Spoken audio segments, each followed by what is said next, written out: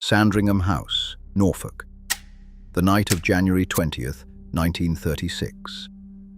Inside a bedroom on the first floor, the king's breathing has slowed into a long, wet rattle. Downstairs, a telephone line to London has been left open, waiting. His physician, standing at the bedside with the family, is no longer thinking only about medicine. Within the hour, he will make a decision no doctor is supposed to make, act on it with his own hands, and later write down exactly what he did and why, in private notes that no one outside this room will read for 50 years. This is the story of George V, the king whose own doctor decided, quite literally, when he would die, and made sure the news reached the right morning edition. George was born on June 3, 1865, the second son of the future Edward VII. Second sons in the British royal family are not raised to rule. They are raised to be useful somewhere else, and George was sent into the Royal Navy at the age of 12. He spent more than a decade at sea, learning a world built on hierarchy, punctuality, and obedience. It shaped him permanently. Naval officers who served with him later described a man who valued routine above almost anything, who felt physically uncomfortable when a day did not follow its expected order. It is one of the quieter ironies of his life that this same need for order would, 6 decades later, extend even to the hour of his own death. He was never meant to inherit the crown at all. That path belonged to his elder brother, Prince Albert Victor, known in the family as Eddie, who was engaged to Princess Mary of Teck. Then, in January 1892, Eddie caught influenza that turned into pneumonia and died within days, at 28. George, grieving and unprepared, became heir to the throne almost overnight. About a year and a half later, in a decision driven as much by dynastic practicality as by affection, he married the woman who had been engaged to his brother. Mary of Teck would spend more than 4 decades as his wife, and by most accounts, theirs became a genuinely solid partnership, though never a demonstrative one. George brought the emotional register of a ship's captain into his marriage and into his household, and nowhere did that show more clearly than in how he raised his own children. George and Mary had 6 children. 5 of them grew up in the glare of public duty, trained from early childhood in the same rigid discipline George had absorbed in the Navy. His eldest son later described growing up with a father whose position, in his own words, interposed an impalpable barrier that kept even real affection at a distance. But it is the youngest child, Prince John, whose story says the most about how this family handled anything that did not fit the image it wanted to present. John was born in 1905, and from early childhood he suffered from epileptic seizures that grew more severe as he aged. By the time he was 11, the royal household had made a decision. John would be moved away from the rest of the family to a house on the Sandringham estate called Wood Farm, near the village of Wolferton. He was placed in the full-time care of a devoted nurse, Charlotte Bill, whom the children called Lala, and who had looked after him since he was a baby. Official explanations to the public were vague, when they were offered at all. John rarely appeared with the rest of the family. He is barely present in the photographs that survive from those years.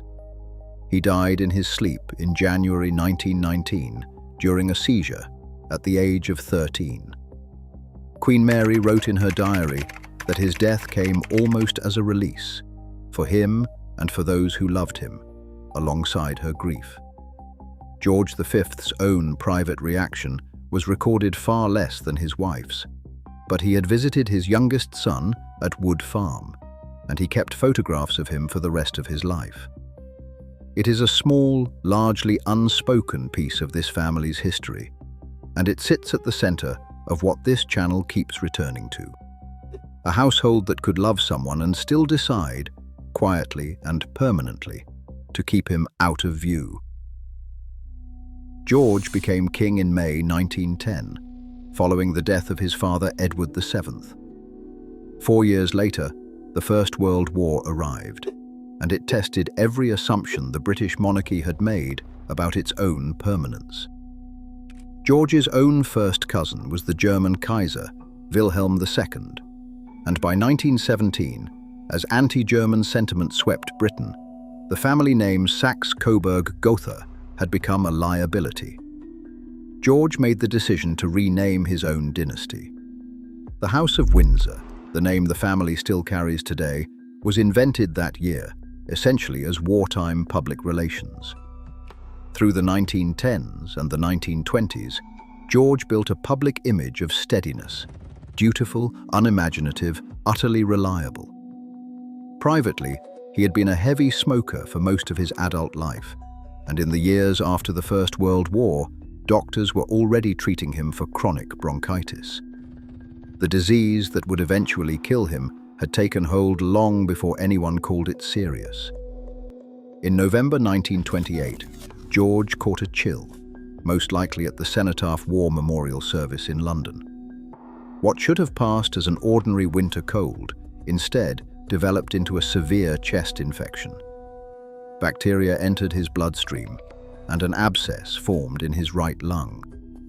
Buckingham Palace's medical bulletins grew steadily graver through early December, and on December 12, 1928, surgeon Sir Hugh Rigby operated on him at Buckingham Palace, draining the abscess and removing sections of 2 ribs to reach it. The king survived, but only barely, and his recovery took months. To aid his convalescence, doctors recommended sea air, and in February 1929, George moved to Craigwile House, near the seaside town of Bognor, where he spent 13 weeks recovering.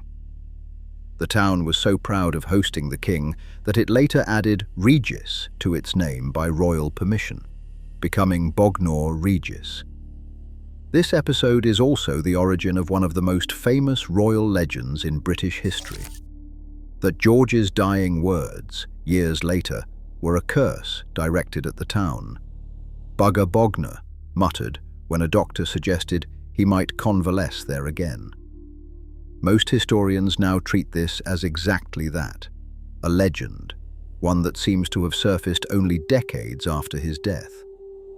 According to Lord Dawson's own private diary, the same document at the centre of this story, George's actual last coherent words were considerably blunter and less quotable. Other accounts, drawn from his private secretary, credit his final clear sentence to a simple question about the health of the nation he had ruled for a quarter of a century. How is the empire? Neither claim can be verified beyond the word of the person who recorded it, and both are worth holding loosely.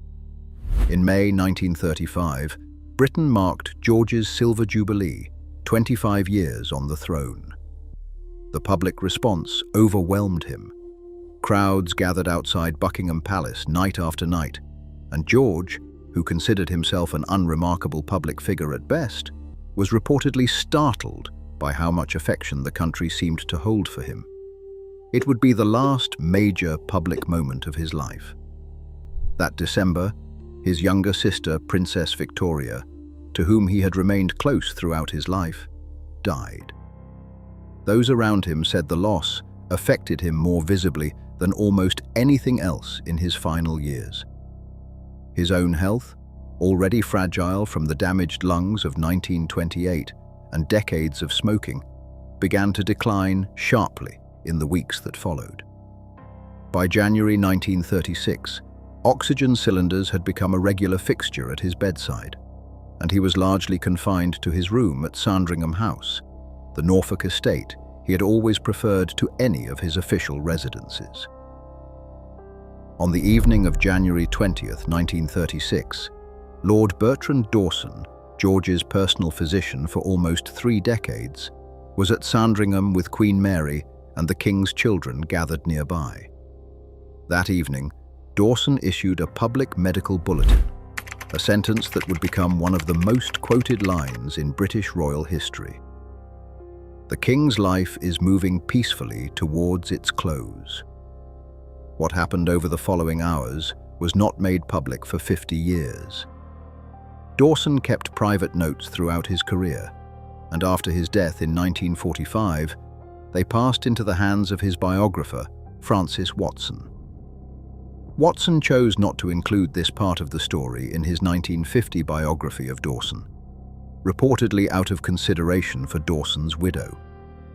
It was only in 1986, decades later, that Watson decided enough time had passed and published the full account in an article for the journal History Today. According to those notes, and only according to those notes, Dawson judged that the king's final decline could otherwise stretch on for many more hours. In his words, a process little comporting with the dignity and the peace that Dawson believed the king would have wanted. So Dawson made a decision himself. According to those same notes, he administered a lethal combination of drugs to bring the king's life to a quiet and, in his view, more dignified end. The same notes record a second, entirely separate decision made that same night. Dawson telephoned his wife in London and asked her to alert the offices of the Times so that the announcement of the king's death would appear, in his own words, in the morning papers rather than the less appropriate evening journals. George V died at 11:55 that night, roughly 40 minutes after Dawson acted. It is worth being precise about what we actually know here, and what we only have on the word of one man. This entire account, the decision to hasten the king's death and the decision to time the announcement for the morning papers, exists because Bertrand Dawson wrote it down himself, in notes no one else witnessed and no one independently confirmed. There is no second account, no nurse's diary, no family members' corroborating record. It is treated by most historians today as broadly credible, both because Dawson had no obvious motive to invent it and because it matches the medical bulletin's timing and language. But it remains in the end a single source describing its own author's actions, disclosed only after everyone else in the room was safely dead. What Dawson did next in public is one of the sharper ironies in this entire story, and this part is not hidden in a private diary. It is on the official record of the House of Lords. Later that same year, in December 1936, Parliament debated a bill to legalise voluntary euthanasia in Britain. Lord Dawson spoke against it. His argument, recorded in Hansard for anyone to read, was that such decisions belonged, in his words, to the wisdom and conscience of the medical profession, not to the law. 10 months earlier, in a bedroom at Sandringham, he had already made exactly that kind of decision, quietly, without anyone's consent but his own, and without any law watching him at all. George V is remembered today as the grandfather, his young granddaughter Elizabeth affectionately called Grandpa England, the girl who would one day become queen herself. He is remembered as the king who steadied Britain through a world war and the birth of a new royal name. What almost no one who mourned him in January 1936 knew was that his death had already been arranged for their convenience, timed less for his comfort than for a newspaper deadline, by the one man in the room whose entire authority rested on being trusted absolutely. If this story surprised you, the next one on this channel goes even further back, to a king whose body had been failing for years before anyone outside the palace walls was allowed to know it. Subscribe if you want to keep following these stories as they come out, and let me know in the comments. Was Dawson's decision an act of mercy or something closer to control that happened to look like one?